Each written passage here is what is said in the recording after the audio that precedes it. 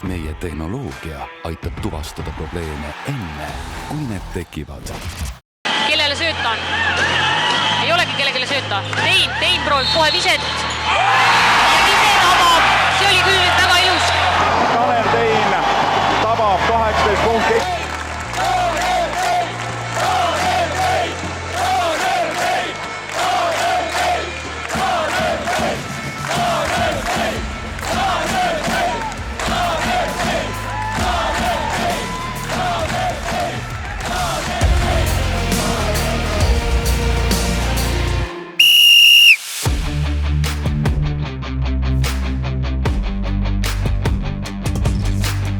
Tartu korvpalli hiilgeaegadel oli meeskonna üks säravamaid mängumehi 32-aastaselt karjääri lõpetanud Tanel Tein, kes tänasel päeval on võtnud südameasjaks aidata kodulinna korvpall taas uutesse kõrgustesse. Küll on juba varsti 1 ja keskpäev on käes ja ilus kevadine ilm ja mis võiks olla parem kui tutvustada korvpalli tartlastele, kes ei tea veel. Kuna meil selline kogukonna klubi, et kõik teevad vabast tahtes seda, siis see peaks olema 3. kord meil sellel hooajal. Alustasime terminali väliväljaku avamisega seda ja siis oleme ühe korra veel varem olnud siin sügisel. Talvel väga korvpalli keegi visata võib-olla ei taha, aga niimoodi oleme natuke nähtavad. Ütleme, et liigub ju väga palju inimesi, kes ei ole tegelikult korvpalliga isegi Tartus veel kokku puutunud ja mängul käinud ja kuna meil täna on siis esimene veerandfinaal Hitoga õhtul, siis on paras aeg seda teha. Mingil hetkel Tartu korvpallis ei olnud asjad nii, nagu võib-olla avalikkus seda soovis ja selles mõttes see surve sealt kuidagi tuli, et midagi peaks muutma, aga selle protsessi käigus ütleme, et lihtsalt kuidas sa oma publiku kaardistad, hakkame sellest pihta, et meil käis ju täna 10-15 aastat tagasi päris palju rahvast saalis ja mingil hetkel nad kadusid ära ja me keegi ei teadnud tegelikult, kes nad on. Ja kogukonnaklubi mõte on siis see, et inimesed liituvad ja me saame nendega läbi liitumise tuttavaks, kes nad on, saame neile infot jagada, kuna mängule tulla ja nii edasi ja tekitada sellist võib-olla just ühtset tunnetust, et kõik ajavad ühte asja. Tervist, tulge õhtul korvpalli vaatama. Kui ei ole käinud, tulge kindlasti vaatama. Täna kell 7 turu 8. Ja kui me alustasime, me ei teadnud, kuhu me välja jõuame. Täna ka veel ei tea, kuhu välja jõuame, aga kui me näeme, et ka teised klubid siin just näiteks Rakvere Tarvas siin tahab oma asja uuesti üles ehitada ja nad jõuavad ikka sama koha peale tagasi, et sa pead jõudma pealtvaatajatele, sa pead teadma, kes nad on, sa pead oma kogukonda hakkama kõnetama, nendega tööd tegema ja tegelikult see ei saa olla ainult korvpalliväljakul toimuv protsess, et need, kes seal juba korvpallis vaatamas käivad, see publik sul ju ta leiab su sinna tee üles, aga tegelikult on vaja pidevalt uusi inimesi nakatada. Need lapsed, kes siin tänaval kõnnivad või emad, isad, et kuidagi nakatada neid ja meil täna oleme kuni 1000 liikmeniga 50 liigeta vist minna, et 1000 täis saada. Tervist, tulge õhtul korvpalli vaatama. Kell 7. Mina vastutaks heas mõttes selle täpselt klubi organisatsiooni poole pealt, mis vastutab loomulikult ka meeskonna poolt, aga just mis käib sinna mängu juurde, et tänane tegevus, õhtumängu sättimine, on ju selline sponsorite leidmine ja siis on meil meeskonna pool, mis eelmist aastast ja siin juures veel ka laste treenib, mida me anname täna 8. koolis, Tartu koolis on ju. Ja siis on meil selline siis teise liiga võistkond, kes on meil esmakordne esimest aastat väljas, teine liiga, millest me oleme ausad ju mitte midagi taseme ja nende poolest varem ei teadnud ja nüüd me katsume seal ühiselt ka kuidagi aru saada, mis liiga see on, millised mängijad seal mängivad, mis selleks oleks vaja teha, et seda võita, sest me ütlesime hooaja algul ju väga bravuurikalt välja, et me võidame selle, ütleme täna ka välja, et me võidame, ega me ei ole kuhugi taganenud, aga hooaeg ise on näidanud, et see nii lihtne ei ole, sest kõige suurem erinevus on see, et kuidas sa amatöörsporti mõjutad või surmestad, et see kõik teevad vabast tahtes, seal ei ole palka saavaid mängijaid, sa ei saa esitada neile otseseid nõudmisi, nad tegevad ju vabast tahtes töö kõrvalt mängul ja kõik see kokku on selline mingil hetkel suur segadus, alustades treeningprotsessist, et kõik ei saa kohal olla ja nii edasi, aga kõigil teise liiga tiimidel on sarnased mured, ma arvan. Lõppeesmärk on ikkagi see, et Rock kui bränd on Tartu korvpallis väga tugevalt esindatud, on ta siis Tartu korvpalli peasponsor mingil hetkel, on ta oma meeskonnaga, vara öelda veel, kuhu me jõuame. Et ma isiklikult arvan, et 2 meeskonda Tartus Eesti meistriliigas nagu otseselt vaja pole, aga kui see on lahend, see on nagu ainuvõimalik tee, siis on see meie suund.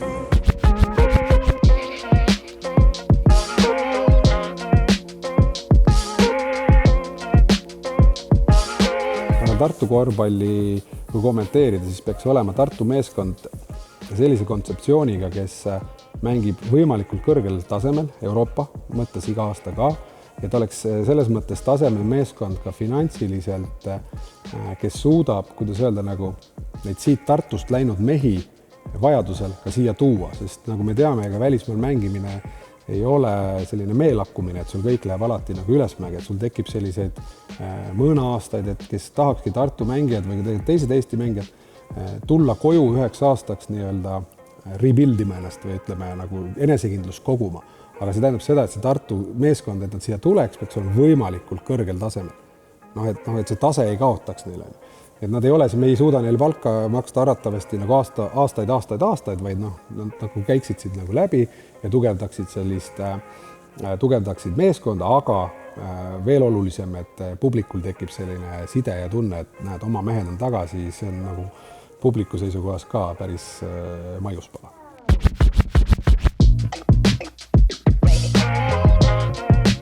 Turu tänava spordihoone on endisele rahvuskoondislasele südamelähedane paik. Sealt sai kõik alguse ning ka ettevalmistused õhtuseks play-off mänguks leiavad aset just nimelt samas saalis. Rait, kurat! Noh? Täna on rohkem vaja, õhupallid on vaja lasta täis. Mis toimub? Õlle pealt maha, mees on õlle pealt maha, see enam ei soi uue täna. No siia saali jõudsin ma 2. klassis. Kus me oleme siis Turu tänav 8 spordihoones ja siia ma jõudsin naabrinaise mahitusel, kes oli siin samas majas iluvõimlemistreener, on siiamaani Sirje Eomõis, kes kogus siis hoovi pealt poisid kokku ja ütles, et nüüd on korvpallitrenni aeg. Aga tegelikult käisin ma juba, ma arvan, 2-aastaselt isaga koos ülikooli spordihoones, kus toimus siis nende treeningud Arne Laose käe all. Ehk siis lapsi vanasti ei olnud kuhugi panna nii-öelda, siis kui mindi trenni, siis lapsed lasti väljaku äärde roomama 2-aastased või kes seal olid veel. Ja see oli esimene nagu kokkupuude, et samal ajal kui mehed seal puhkasid või vett jõid, siis Laos näitas esimesi liigutusi näppude peal. Korvpall nagu alavalikuna oli üpris selge ja möödapääsmatu, kuna ema ka veel mängis ja ma käisin nagu korvpalliga vaatamas sellel ajal, ehk siis 1985-6 aastal oli Tartus ülipopulaarne ka naiste korvpall, kus ülikooli 4, siis Ujula 4 oli maja täis siis mitte kui mehed mängisid, vaid kui naised mängisid, et Sirje Kikased ja Elle Lapid ja selline asi. Aga ma olin hästi aktiivne noor poiss nii-öelda, et kes tegi kõik, et jäähokist kuni mis iganes ala spordiga seotud oli. Siit on hea ülevaade. Kui keegi seal seda trossi veab liiga. Ahah, võt. Vaata, täpselt kella pealt kohal, kõik õige. Aga keda ei ole, on Maksim, on ju?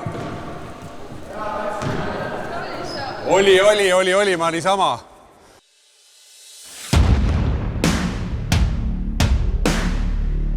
Alati peab valmis olema, äkki mõni toetaja ka tuleb ikka mängule. Midagi peab ikka pakkuma. Toonase Tartu esindusmeeskonna peatreeneri Tõnu Lustikäe all korvpallitreeninguid alustanud Tein tegi debüüdi kõrgliigas juba harva nähtavalt vara, vaid 15-aastaselt. Ma arvan, et see sama kool, kus Tartu 7. keskkool sellel ajal ja hiljem Karlova gümnaasium, et meie koolis ju hakkame otsast tulema Toomas Liivak, Jaanus Liivak, Valmo Kriisa, mu endine, esimene iidol oli mul tegelikult korvpallis kooli mõistes Toomas Uibo üldsegi, kes oli mul naabrimees samas majas. Kuna ma tundsin seda varem, siis ta oli koolis esimesi tuttavaid ja ütleme, meil oli Karlova või 7. keskkool tollel hästi sportlik kool. Eiko Rannula on sealt samast veel käinud, Peeter Nigol, kes meil püsio oli hiljem Rocki ajal. Ja ütleme, see vanematega, kohe varakult vanematega ütleme siis koolimeistrikate mängimine, kui noh, ees olid liivakud, on ju, ma olin kuskil siis 4, 5, 6 klassi ju tagapool. Et aga võeti juba punti ja hakkasime nagu mängima, et minul kadus see vanematega koos, nagu ütleme, või kartus vanematega koos mängida võimalikult varakult nagu ära ja seega võib-olla see 15 või 16 aastaselt meistriliiga mängimine ei olnud nagu midagi erilist. Ma ütlen, kuna meil oli veel vanematest Tiit Tõniste näiteks, keda ka sai päris palju jälgitud, kes oli selline nagu liidertüüpi mängija terava läbiminekuga, et kogu aeg oli kõrval vanemad mehed, kelle pealt seda suunda ja nagu korvpallioskust nagu õppida. Ameerika üliõpilasliigasse St. Francis'e meeskonda jõudis Tanel Puht juhuslikult tänu tänasele Audentese spordigümnaasiumi direktorile Priit Ilverile. Tegelikult oli nii, et ma pidin minema üldsegi Florida ülikooli kuhugi. Meil tekkis siin, siis oli Van Gendi aeg äkki koondise tasandil võis olla. Ja tema omakorda keegi tuttav või agent siis hakkas seda ajama. Priit Ilver pidi minema St. Francis'esse New Yorki ja mina Florida samal ajal. Mingil põhjusel see Florida jäi nagu ära. Eelnevalt tegime mingid TOEFL-i teste, SAT teste on ju seal. Need said tehtud, aga mingil hetkel kukkus ära ja ma ei pidanudki minema. Ma olen enne ka rääkinud seda sinna Ameerika maale. Aga kuna vaadati kohalikud, siis New Yorgi seal St. Francis College'i treenerid vaatasid Ilveri nagu mängu. Et mis positsioonile, mis ta tugevad, nõrgad küljed on. Ja see mäng oli juhtus olema meie vastu. See VHS lindike on ju. Ja sealt pealt siis neil kuidagi jäi silma ja üldse täiesti juhuse tõttu läksin ma ju hiljem. Ilver oli juba kohal sinna järgi. Eluliselt võib-olla keeruline nagu oli, sest hooaja korvpalli võõras keeles õppimine on ju kõik selline asi juurde. Korvpallihooaeg on seal selline hästi eriskummaline ju tegelikult, et enne oktoobrit sa treeneritega nagu meeskonnatreeninguid koos ei teegi, käib selline mingi abitreeneritega tegelemine. Hooaeg on tegelikult üpris lühike, et kui sa märtsi hullusele ei pääse, siis tegelikult märtsi algusega on sul juba ka korvpall läbi. Ehk siis selline korvpallihooaeg on nagu ühes etapis ja siis sa pead olema veel juunini nagu seal õppima ja lõpetama on ju kooli. Ja siis korvpallialaliselt alalt läheb ju kohe peale hooaja lõppu selline individuaalne tegemine nagu lahti, et jõusaalid, asjad. Korvpalli osas oli see väga kihvt õpiaasta nagu, sealt siiamaani mingid nipid on nagu alateadvuses, mida meie nagu korvpalliharidus Eestis kindlasti ei olnud sellisel tasemel. Ameerikas paraku ikkagi sa jääd tegema mingeid selliseid, oled kaitses ja siis viskad peale kolmeseid ja nagu läbimurdeid, kui selliseid jäi nagu väheks ja ma tundsin, et see pole päris see, mida ma tahaksin korvpalli, ma ikkagi korvpalli tegin nagu hobist, mitte kui elukutsest tollel hetkel ja ikkagi see mäng pidi pakkuma nagu rohkemat. Selle, mille järele andekas tartlane üle lombi läks, ta sealt päris kätte ei saanud.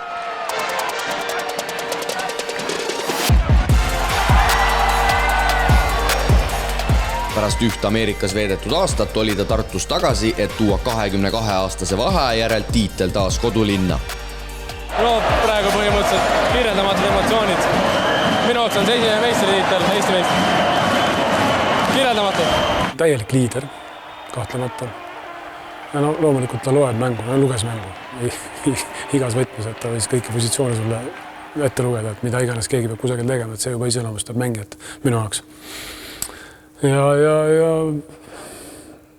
sihikindlus, selles mõttes ta tegi, ütleme nii, et tal oli teatud asjades väga selged eesmärgid ja mulle tundus vähemalt, et ta täitis neid ka.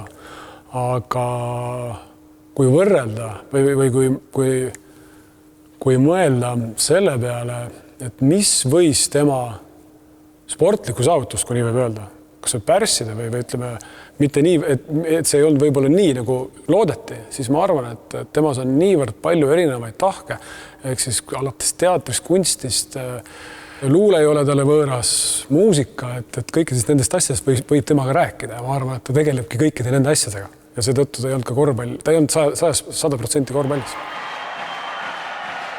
Meil oli ka Eurosari seal, kui ma ei eksi, mida me siis Tartuga, kus me väga vähe sain nagu osa võtta, aga andis selline meeskonnale kindlad nagu sellise enesekindluse. See oli tunda, et miks ma ütlen, et mina üksinda seal kindlasti nii suurt rolli mängida, aga kogu meeskond, et selline sellise enesekindluse, mis me saime ja noh, lõpuks me läksime ju Eesti tippudega nagu finaalis kokku, Kuusma, Kullamäe ja seal noh, ikkagi Kaleviga nii-öelda. Ja see oli esimene nagu see tunne, kus enam tegelikult väljakul ei kardetud nagu noh, mitte karvavõrdki nagu noh, alt üles vaade oli tegelikult kadunud. Ja see oli võib-olla murdemoment, mis hakkaski siis järgnevatel hooaegadel noh, domineerima mingil määral, et järgmise aasta ka võitsime, aga siis tuli 3. aasta, mida me ka soovisime ju kindlasti võita, aga siis tuli, Andres Sõber oli äkki treener tolleaegse Kalevil. Aga võib-olla mitte Andres Sõber ei olnud see peamine allikas, miks me kaotsime, vaid seal oli selline mees nagu Larry Daniels, kes hakkas siis, minu meelest tegi seda iseseisvalt, ma vaevalt seda Sõber teadis, aga võib-olla teadis, ja hakkas tegema Eestis harva nähtavat step-out'i, kattest mängust astus risti ette ja me ei saanud sellega hakkama, sest me ei olnud seda nagu kuidagi lahendanud, see oli nagu täitsa uus asi meile, ma jumala selgelt mäletan, et meil puudus nagu see mängijate tarkus, treenerite tarkus tegelikult, et kuidas me seal lahendame ja me saime seal poolfinaalis Kalevi käest tappa ja mängisime 3.-4. koha peale, noh, võitsime 3. siis. Ja siis tundus, et Eestist nagu, no vaat oligi, et noh, ma mängijana tundsin, et me ei suutnud midagi lahendada, et see tase on nüüd nagu kas saavutatud või kuskilt on mingit uut infot vaja, et see aeg edasi liikuda, noh, tundus küps tagantjärgi nagu vaadates. Już na stojąco. Dziękuję zawodnikom Śląska. Tugev analüüsivõimega vast valitud Riigikogu liige tundis, et Eesti liiga on enda ammendanud. Esimene profihooaeg Poolas Laski meeskonnas võis alata. Oligi ju komplekteeritud Poola mõistes Euroliiga vääriline meeskond, kes ikka suudaks ka võita. Seal oli palju poolakaid, Poola konsimängijaid ja siis nagu ikka mudel käib 2-3 välismaalast, nagu sellist tipptasemel, keda tuuakse. Ja selles mõttes oli see väga, ma arvan, õnnestunud hooaeg, et see tiim, kes meil koos seal oli ja poolakad on väga südamlik nagu rahvas tegelikult selline, elavad spordile kaasa, aga ka tiimikaaslased sellised sõbralikud ja hea keemia tekkis meil ja meil oli väga hea hooaeg, et kuna me saime tõesti karika aga ei saanud meistritiitlit, siis Euroliiga koht läks Procomile, kui ma ei eksi. Ja kuna ta ei olnud enam Euroliiga ja tegelikult seal oli ka ühe kuu palk jäi nagu kuidagi saamata või venima või paar kuud oli seal lõpus saamata, siis ma nagu seal kohalikele ajakirjandusele ütlesin, et või kui küsisid, mis me nagu järgmist hooajast saab, et kas tahaks tagasi tulla, ma ütlesin, muidugi tahaks, aga eks ennem peame finantsilised asjad üle vaatama, aga see oli võib-olla ka selline kommentaar, mida ei peaks tegema, sest klubijuhtidel väga see ei meeldinud. Aga mul oli selge, et 2 kuud oli saamata raha, et enne ma ei saa ju tulla kuhugi tagasi. Aga ja samal hooajal Euroliigas mängisime Berliini Albaga 2 mängu, mõlemad võitsime ja sealt mängud tulid normaalselt välja ja siis sealt see hakkas vist ketrama kuidagi, sest selle Alba lepingu ma tegin enda kohta väga vara ära, et me juuni alguses oli juba teada, mis järgmine aasta saab, et ma tavaliselt olen alati selline viimasel momendile kuidagi jätnud neid asju, aga ja siis algas Alba hooaeg.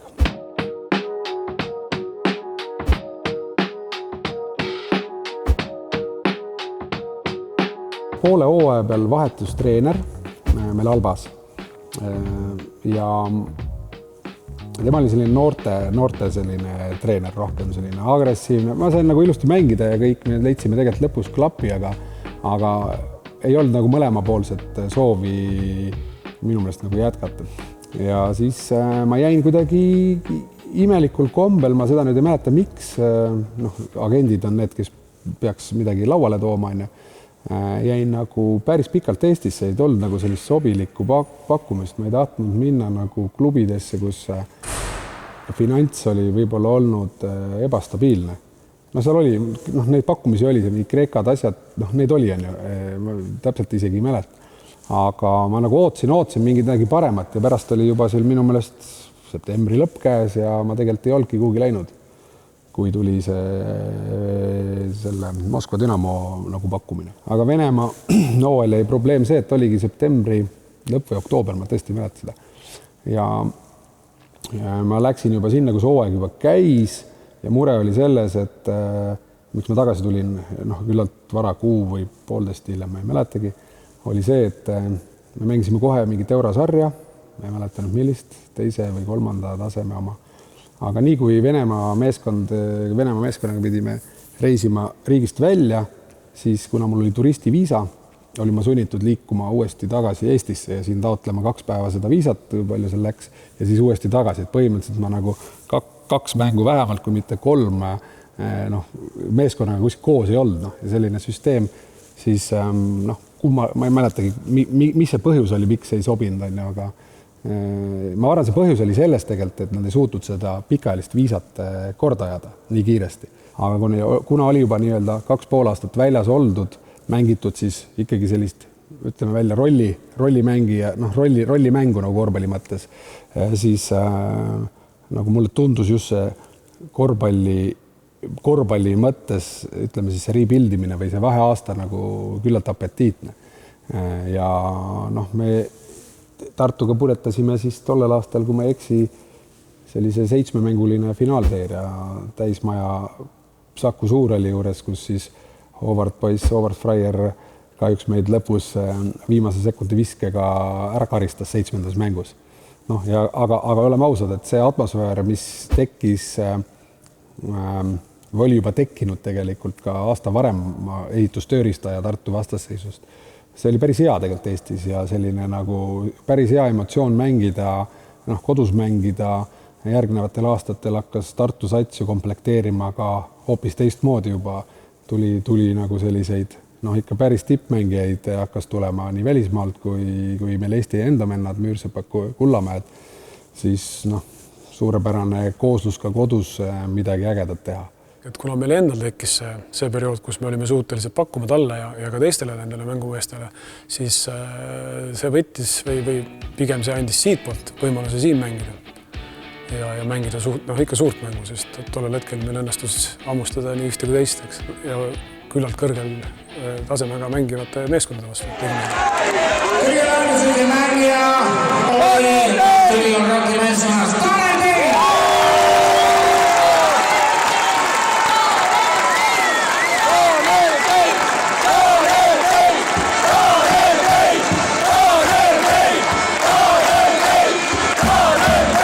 Ja selge oli see, et ma viimasel Eesti meistrikate hooajal teatud asju nagu treeningprotsessis keha ei luba teha, ütleme siin kangisaalis kükki nii-öelda mingil põhjusel oli seljaprobleemid ja hüpekad olid ka oma operatsioonid ära saanud, siis ma oskan ju ette näha, et see tase ei tõuse, ütleme, need kiirused ei tõuse ja kellelegi nagu kuskil teises satsis ma seal nagu nii-öelda madalamas astmes lõpetama ei hakka, et kui teha, siis ikkagi kui lõikame selle korvirõnga maha ja siis teeme uue etapi elus. Treenerid tahavad siin näha kindlasti järgmise aasta võistkonnad, siis räägi Vapp Ehtmet, võib olla võimalik Ehtmet rääkida? Täna on liialt vara öelda, pigem on neid.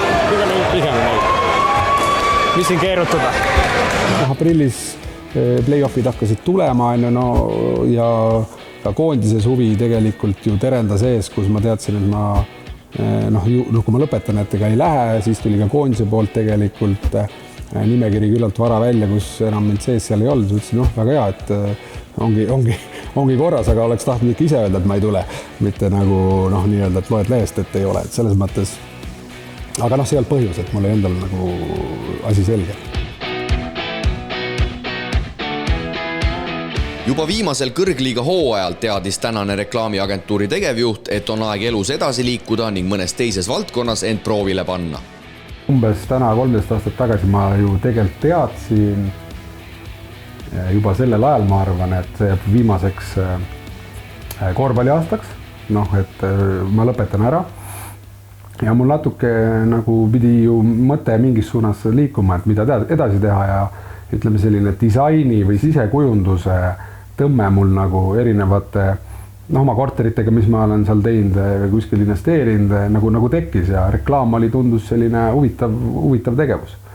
ja noh, selle käima saamiseks ei olnud vaja ka meeletult investeeringuid, noh, mingil määral oli vaja teadmisi kogu aeg hakata nagu koguma, et kuidas on ju kodulehesüsteemid käivad, kuidas Google AdWords töötab ja kõik või videoklipid või pildistamised või noh, kogu see maht oli kuidagi vaja endale selgeks teha, aga see ei vajanud otseselt investeeringut ja ma võtsin esimesest päevast sellise mõtte, et ma lähen nagu mitte tööjõudu palkama, vaid freelancerite kaudu. Et ma jäängi väike nagu ettevõtjaks, meil on täna kuskil võimalik circa 20 inimest mobiliseerida mingi projekti peale, kui ta on suurem projekt, kus on vaja filmimisi, kus on vaja pildistamisi, kus on vaja trükki ja nii edasi. Kui on kodulehte vaja, et siis mobiliseerime need inimesed, kes täna on täpselt samad inimesed, kes olid juba siis 2011-12 ja meil on nagu tiim päris hea. Me kasvasime kuni 17 või 18, kui lapsed on mul 5, ehk siis 2018. Päris nagu hästi tegelikult ja laste tulekuga paraku jäi aega nagu natuke väheks laste kaksikute kõrvalt, siis ma pidin natuke tööalaselt tagasi tõmbama, et ma ei oska seda kasvu nagu hinnata, et kuni 2018 oli päris okei. Täiesti piisav, mida jõuad nagu teha ise, aga kuna ma ütleme siis agentuuri juhina olen iga projektiga detailidena ka kursis, siis kui tööle väga palju ei jõua, siis see kasv ka nagu aeglustus. Muude tegemiste kõrvalt on Tanel tänasel päeval tegev ka poliitikamaastikul. Erakonna Eesti 200 koosseisus on ta koha sisse võtnud lausa Toompea lossis. Eesmärk on, kui on mingid head ideed, et siis kõigepealt nad kuidagi välja pakkuda avalikkusele. Jube tore oleks, kui keegi teine poliitiline jõud selle üles korjab ja teeb, aga kahjuks meil Eestis on ju see tendents, et ei taheta teha väga palju kellegi teise ideed. Et pigem saab see vastupidi probleemiks. Ja selle tulemusena tuli teatud asju ise nagu hakata lükkama, et meil oli 2017 panime valimisliidu Tartus kokku, kes siis Areena ideed põhiliselt on ju nagu lükkas ja saime ka volikokku ja sealt see kasvas nii-öelda. Eelnevalt me pakkusime Areenat ka Reformierakonnale Tartus siin, et see on hea idee, ja ka nende enda 91 aasta lubadus, kui ma ei eksi Tartus. Aga see ei lendanud ja siis tuli valimisliit ja nii ta kuidagi kasvas, siis tuli 200 vaatas, et see on üks valimisliit, kellel on päris normaalne nagu ütleme siis toetajaskond ja inimesed, kes tegutsevad ja siis me panime leivad juba ühte kappi. Ma arvan, et see esimene moment, kui ma temaga kokku puutusin, oli tegelikult eelmiste Riigikogu valimiste peol. Ta on hästi selline hästi konkreetne ja hästi jõuline, et kui tal on mingi siht ees, siis ta ikka läheb ja ta enne ei jäta, kui ta on nagu 100% kindel, et seda ei ole võimalik teha, siis ta võib mingi nõksu allapoole nii-öelda alla anda, aga ta ka seal peol, et me ju tegelikult sisse ei saanud ja me jäime Riigikogust hästi ju napilt välja mingi 0,4%-ga, kui ma ei eksi.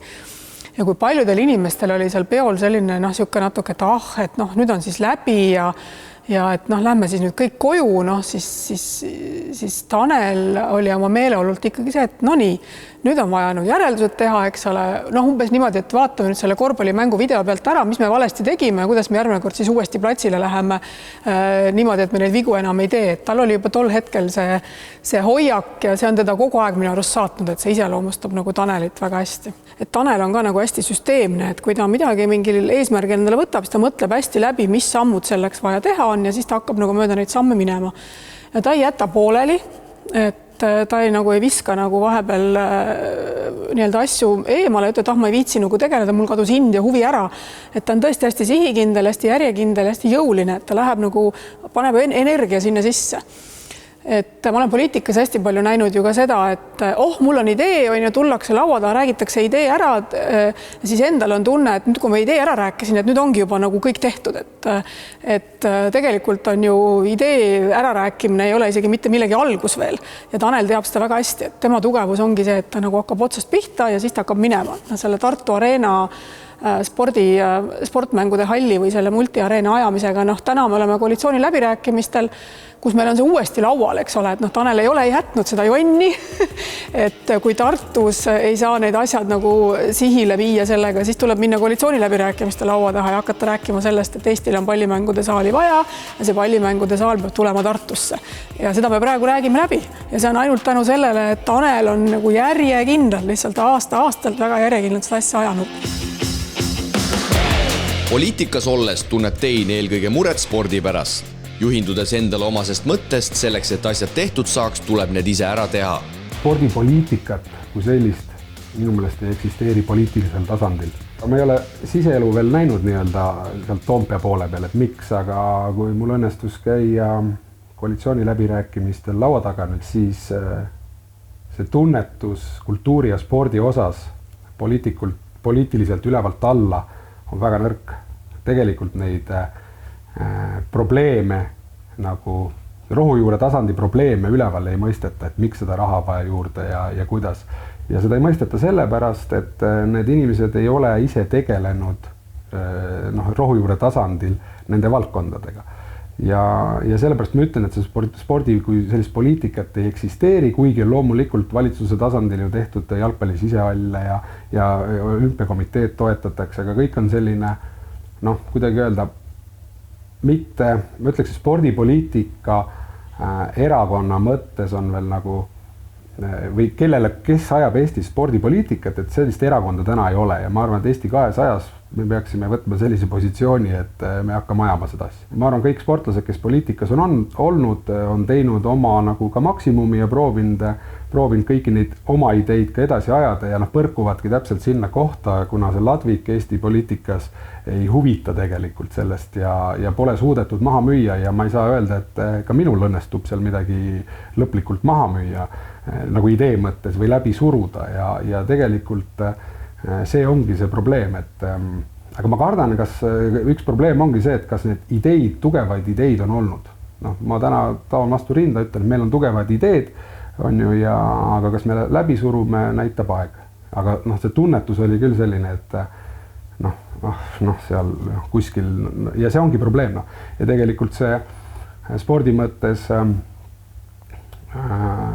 Eesti ühiskonna vaates on ju väga suur probleem, et kui meil ei ole liikuvaid inimesi, siis või sporti tegevaid inimesi, lapsi, siis me maksame tohutult palju raha rohkem tulevasele tervisekassale ja seda vahet nagu ei saada hästi aru. Et see on väga lihtne kui öelda, et liigume rohkem, et tulevikus oleme tervemad ja maksame nagu vähem, aga see ongi selle kuidagi liiga pikk vaade või keegi poliitikas ei tunneta seda nagu oma käega, kui midagi kohe ära teha, siis et kunagi hiljem nagu see mõju jääb kohale, et liiga lühikesed vaated on.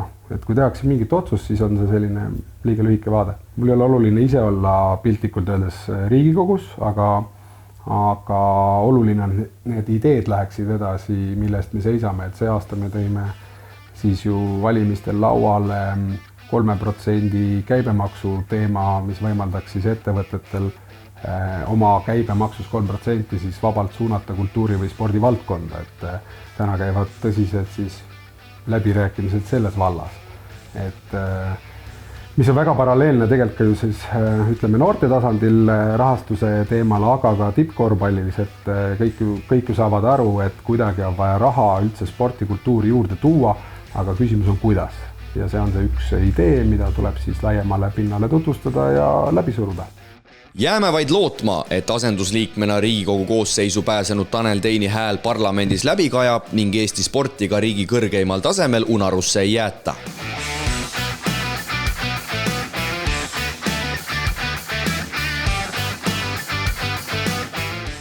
Meie tehnoloogia aitab tuvastada probleeme enne, kui need tekivad.